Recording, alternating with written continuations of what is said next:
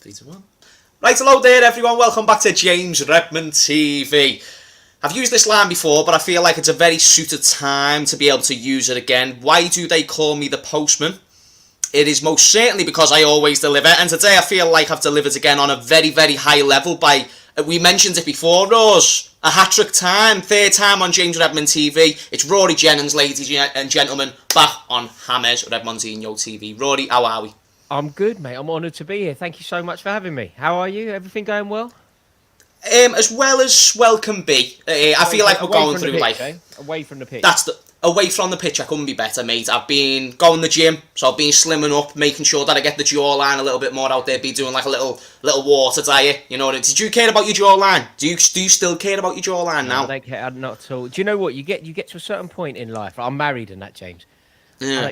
I don't care. I honestly couldn't give two shiny shit. No. See, I'm at that age where I still care about a lot of shit that I shouldn't care about.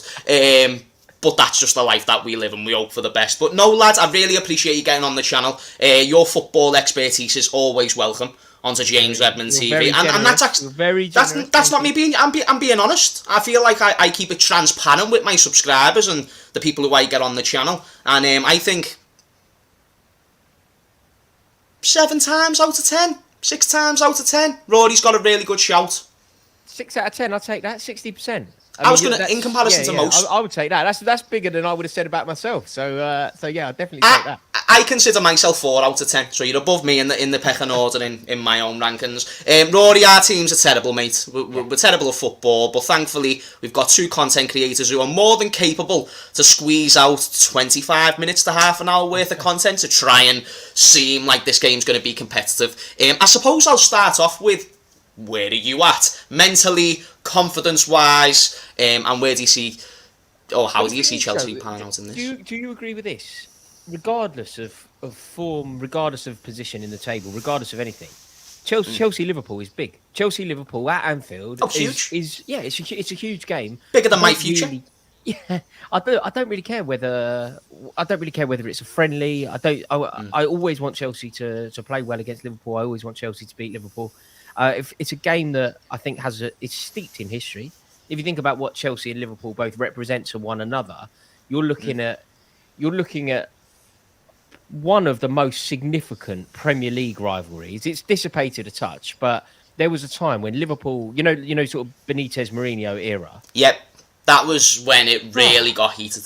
That was beautiful. It was amazing, and that was born out of. I reckon, James, you might be young for this, but does Jesper Gronkial mean anything to you? Not a hell of a lot. Name's familiar, doesn't mean a lot to me personally. Do you know what, mate? Chelsea played Liverpool. Would have been the 2003 end of 2003, and we played each other last day of the season, and effectively we had a clash last day of the season. Winner takes all. Winner gets the spot in the Champions League. I've read up on this. You know game, about it, yeah. I think Sami Hyypiä put you 1-0 up, and then Desai scored, and Gronk right. And do you know what happened? That was the genesis of the new Chelsea, because Chelsea won that game. Chelsea got into the Champions League, and in that summer that followed, Roman Abramovich bought Chelsea, and Chelsea never looked back. So that was when you became unbearable bastards. Yeah. That's that. I think we may have been that beforehand, but that was when we justifiably. That was it. Yeah. That's what I mean. Everton fans are similar. Back, man. It's a game that goes right back. It's huge. And look, while this is, it's ridiculous, isn't it? It's a mid-table clash. Brighton and Brentford are above us in the league. It still means so much, and to win at Anfield would be significant for us. You're bang on. It's a huge game of football. There's still high stakes, even though we're not fighting for a hell of a lot. You've said it yourself. The bragging rights alone in this fixture is more than enough for me to be happy with a win. So I'm looking at this game the similar way as you. The way I sort of see it is, do you know if you got... Yeah, so for instance, The Rock said that he never wanted to wrestle Shawn Michaels, but let's be honest, if you're even a remote wrestling fan, that would have been a really cool matchup. It never happened, and if you'd done it now, it wouldn't be as cool. And let's just say we're kind of that. It's still an epic game, but it was only last season where that was Shawn Michaels versus The Rock in their prime, by the way, Rory, where we were competing in league finals. And by the way, tactical, great games in my eyes. I know that they were very frustrating to watch as a fan, but I don't know where your stance was on Tuchel. I suppose I'll ask you now. I feel like him being let go was pretty much a disgrace. I feel like the happiness that I have that he's not going to be the manager of your team going into this game justifies my opinion on that. I think he's somebody who was always tough to beat, very tactically efficient, and we never beat him once in open play. It was only penalty shootouts that we got the best of him, and I thought, although it wasn't perfect circumstances, he wasn't the main problem. Do you agree with my sentiment?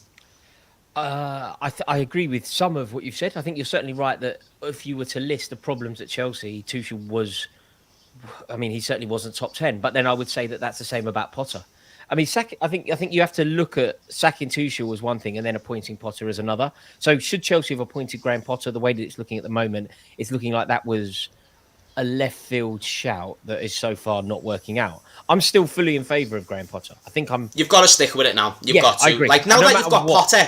Now that you've got Potter, I don't have an issue with Potter. I'm a big fan of Potter. I thought it was a great appointment and think it will be in the long term. I'm only saying, at the time, and I'd still hold this now, I don't think there was better out there than Thomas Tuchel for Chelsea. Now, it's an exception if you can go and get Zinedine Zidane, for instance, but that didn't seem like it was possible. So therefore, I believe for the current circumstances, you needed Thomas. And last point, Rory, the last point is, I think your owner was looking to make a statement. I think he was just thinking, let me go and get my guy, let me go and make a point, and this is going to be the start of my year. That's possibly true. That's possibly true. I mean, the way that Todd Boehly has approached life at Chelsea is very odd. Something that I'm trying to back it. I'm trying to enjoy it. I'm trying to be in support of the decisions, but ultimately, it's been a shambles, hasn't it? Like it's been a shambles. You know, Chelsea have signed 15 players since he's arrived. We've signed six in January, James. Six? Because you signed Madueke from PSV. Yeah. Madueke. What do you think of that signing, by the way? We signed 6 players. Yeah, I think it's a look. I mean, it would be very foolish of me, and I'd be lying if I were to tell you I've been aware of this kid for years, and I think that we should. I don't. I thought you watched them week in, week out. Yeah, exactly. But do you find it funny? It's one of my favorite. It's one of my favorite things. You know, this world in which we operate, right? And we're very fortunate to operate. We've got subscribers, and we're very, very lucky. My guilty pleasure is people like us. You're not guilty of it. I've never seen you do it, but I love it when people like us lie. Like I've never heard of Madueke, right? I find it so funny. Like like the big one for me, and there's like a compilation of it, is when Manchester United got hold of Ralph Rangnick. And there were all these Manchester United fans going, "He is the man. He's done this. He's done." I'm like, mate, you don't have a clue. Like you don't. They just heard he was the board director at Leipzig. They done well when he was the board director, and somehow deluded themselves into believing that would mean he's a really good manager. And Klopp said something nice about him, didn't he? Klopp said something nice, so everyone went, well, he's the best thing since sliced bread. And all of a sudden, they all having to backtrack on it. That does make me laugh. But no, look, the way that the board have operated, I don't agree. But to take it back to Tuchel, James, I don't really agree. I think that there's no doubt that Thomas Tuchel was an excellent manager, but it had gone so wrong. And I've seen enough. I've seen so many managers. When it gets to that point, I know it's over. And I felt like it was over. Like Chelsea this season have had some terrible results. I'd say that our 3 worst performances this season weren't Potter. It was under Thomas Tuchel. That was our worst. Like what happened to Chelsea at Southampton was appalling. What happened to Chelsea at Ellen Road was appalling. What happened to Chelsea when we went away in Europe to Croatia? It was totally unacceptable. They were our 3 worst results. And they all happened under Thomas Tuchel's watch. Like Chelsea had a worse home record last season under Tuchel than your nearest and dearest. You know, Everton were a Rizzler paper away from being relegated. Everton had a better home form than Chelsea last season under Tuchel. So do you know what I mean? Like, I feel like history's been very kind to Tuchel, and it doesn't necessarily acknowledge, wait, Chelsea have been dreadful for 18 months. Yeah. You know, so I completely get what you're saying, and I think that's actually a valid argument. And when I disagree with someone, I think it's very essential that I at least take in the point of the opposing view. The reason why I disagree is simply on the premise that I saw the guy go and nearly win 5 trophies for you. He was 2 penalty shootouts away from making it 5 trophies. And I know if buts and maybes, and I'm the kid who only does absolutes, but Rory, that's a factor. I was just about to say that, mate. Rory, relax. Sorry. 3 steps ahead. That's ridiculous. Hang on. You're going to have to. It's my YouTube channel. It's impossible for you to get away with that. No, I'm going to riot. I'm going to do something mad. I'm going to launch. Anybody else can do that. But you're literally. Oh, Rory's going to riot, guys. Everyone watch out. It's going to be the next meteorite. I'm really good at it as well. I'm really good. Everyone, lock your doors. James, unacceptable. Everybody watching this video will agree with me on this. Lots of people could talk about nuances in football. Lots of people could tell me Chelsea nearly did this, and I would have to accept that maybe that you literally are. I don't deal in. You've got T-shirts made. You can't talk to me about if buts and maybes. I'm the man who has to talk to me about absolutes. Chelsea didn't win those trophies, and you're Mr. Absolute. That's the end of that conversation, surely. You bang on. Wait. No, you bang on. I feel like that's a great point that I can't concede. And allow me to rebuttal. I get where you're coming from. Yeah. But the only premise was that I believe context is important within football. I think, for instance, when we finished third, to bring it on to us in the COVID season when Klopp struggled and then we brought it back, I think a huge part of context came into play. Leicester bottled it towards the end. You guys went a bit mad towards the end of that season because you found form, and then it was Frank Lampard who put you in a pretty poor position. Thomas Tuchel then needed to build that back up. You had the great Champions League run, and you just needed like one or two results, and the last day it just didn't go in your favour. You might have played Leicester on the last day, actually, but again, that might be wrong. Either way, Villa, I think, and we lost. We dropped points. Yes, but we made it into the Champions League. We lost at Villa Park. There we go. And you ended up winning the Champions League. But that's why we were lucky, though, Rory, because that circumstantially, we got third, but we did not play well for them. I'd say 75% of that season we played really, really poor. But the reason why we stuck with our manager, and this is maybe the opposing view that we have in the way that maybe Chelsea fans have been accustomed over the past 15 years, is that, when we get someone like Jurgen Klopp and say the tough time he's going through now, I'm sorry, Rory, I'm giving him more time. Because let me take you back to a quote that the Dortmund CEO said back in 2019, the same CEO who appointed Thomas Tuchel. It's much harder to replace world-class managers than it is world-class players, and he said that about Jurgen Klopp. Now that probably goes against my point with Thomas Tuchel, but I still think Thomas Tuchel was good enough. I disagree with that, James. Look, I've got respect the man who said it. Of course, he's far more involved in football than I could ever dream of being. I'm not for 1 second challenging him in his authority, but I don't necessarily agree with the opinion. We've seen it at Chelsea hundreds of times. Well, certainly dozens of times. You can't sack a squad. You can sack a manager. The buck, rightly or wrongly, the buck always stops in one place. And whether you hold the players accountable. Look, Chelsea sacked Mourinho in what, 2016, the year that we finished 10th. Chelsea was 16th in the league and we sacked Mourinho. And I was down the stadium protesting that because the players were the players were hateful. It was Eden Hazard, Thibaut Courtois. They weren't behaving. Diego Costa, they weren't behaving, and they got Mourinho sacked. And I wanted to preserve a relationship with the manager and get rid of the players. But it's impossible because you can't sack a squad. You can't sack 20. No, you can't sack a squad, Rory, but let me counter that. Let me counter that, though, with Arsenal. Literally, the past few seasons. Instead of doing the merry-go-round thing that they were doing after Arsene Wenger, they stuck with one manager, and now they're getting the results that they probably wouldn't have got if they kept switching up and changing. Man United, same approach, switching up and changing. Now it looks like they've got a bit more of a long-term manager. I feel like your previous resources, and apparently new resources with the way Todd Bowley's moving, is enough for you to make that system work, and I can understand why you're accustomed to that system. But I genuinely believe for your current circumstances, going through one of the biggest political stories in recent football in history, losing players on free contracts left, right and centre, and that isn't, and unfortunately I don't care how good or okay of a manager you are, Thomas Tuchel couldn't have kept that all together.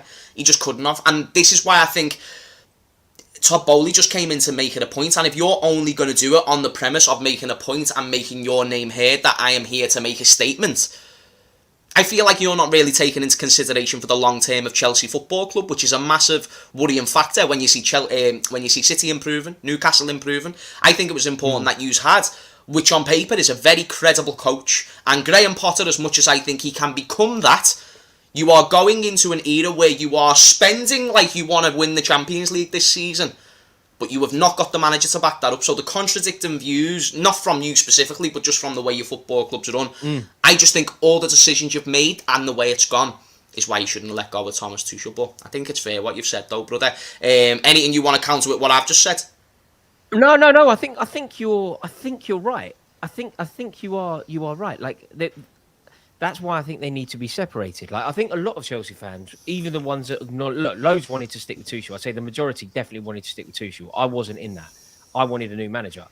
I like Potter and I'm backing him fully now. I think it's an interesting appointment, but that wasn't the idea. You know, when Chelsea fans would go and get rid of Tuchel, the mentality of Chelsea fans, and you can interchange the manager that I'm going to say here, but the point is a top tier manager. Chelsea fans' mentality was, we Chelsea Football Club. Go and get Zinedine Zidane. And you can, the variable is Zidane. If Zidane's not available, you go and get Luis Enrique. If Luis Enrique's not available, you go and get who. Like, I would never want Pochettino at Chelsea. Some do. Top tier, elite level manager, not the geezer out of Brighton, is the mentality. I don't necessarily agree, but that is the mentality. Yeah, no, I agree. I think that's a good point. And yeah, on the current circumstances at Chelsea, we've not been so great either. Who do you think is the more, let's say, weakened team going into the game? Because I have a belief that the team that loses this game is the team that puts in the least amount of effort. And I think both teams are going to really have to flip a coin over that one, because I don't know if you can speak for your midfield, but I've saw no legs in mine. I don't know if you can speak for your defence, but I've saw no agency in mine. And I don't know if you can speak for your attack, but mine can't finish. So I'm in a position where we only beat you if you don't want to turn up. Yeah, we certainly have the potential not to turn up. We certainly are capable of not turning up. Please. But yeah, I mean, everything that you've said about your side is applicable to mine. Like, our midfield is a joke. You know, Chelsea haven't invested in their midfield for years and years. Like 2018 is the last time that we signed proper midfielders. You know, like, genuinely, Kovacic and Jorginho arrived in 18, Maurizio Sarri era, right? Yeah. We ain't signed it, but that's still our midfield now. So, you know, if I say something mad, James, and it is a bit mad, say I said to you, Chelsea now, today, need to go and buy Declan Rice and Enzo Fernandez, same window, same day. That sounds ridiculous, doesn't it? It's like, well, of course you can't. Effectively, all I'm saying is we need to buy a midfielder every 2.5 years, which doesn't feel that wild, doesn't feel that bold, particularly when Jorginho, I don't get it at all, mate. I really don't get it. And Kovacic is good, but I just need to see more. You know, we need a combative midfield. What we need is the box-to-box, archetypal, brilliant, beautiful midfielder that drags their team to victory. And we certainly haven't got that at the moment, but neither of you. So I think it's the impossible game to predict. You know, this fixture, you've said your problems, I know our problems. If somebody were to predict this score, I literally don't have a clue. Because you could say 2-0 to Liverpool and it's right. You could say a 2-2 draw. You could say a 0-0 draw. Or you could say 2-0 to Chelsea. It could be anything. Because both of us are so flawed. Rory, do you know what's magic? I like any. Is Darwin Nunez going to be fit for you? Oh, you're talking about the Uruguayan Werner?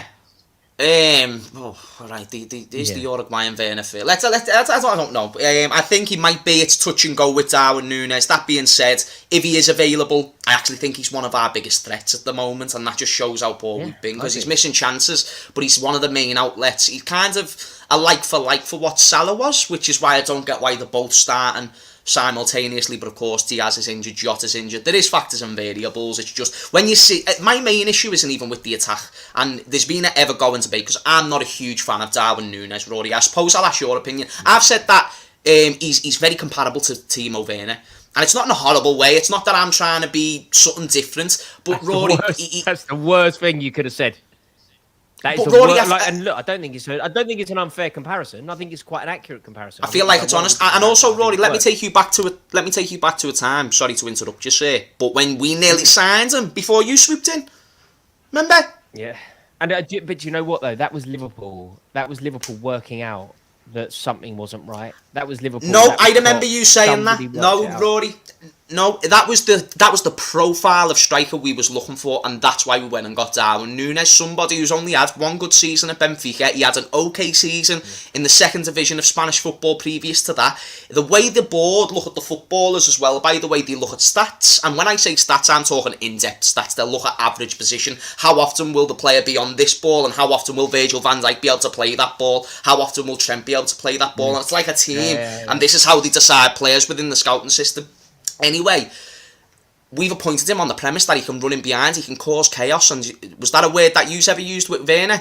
Because I believe that's what I heard from the Chelsea faithful who was on the side. Yeah, he was chaotic. He was just dreadful. Like he's. If I were to do like my worst ever Chelsea 11, Timo Werner's leading the line. Like he's that bad. Yeah, like, Rory, let me list off attributes. I disliked him early.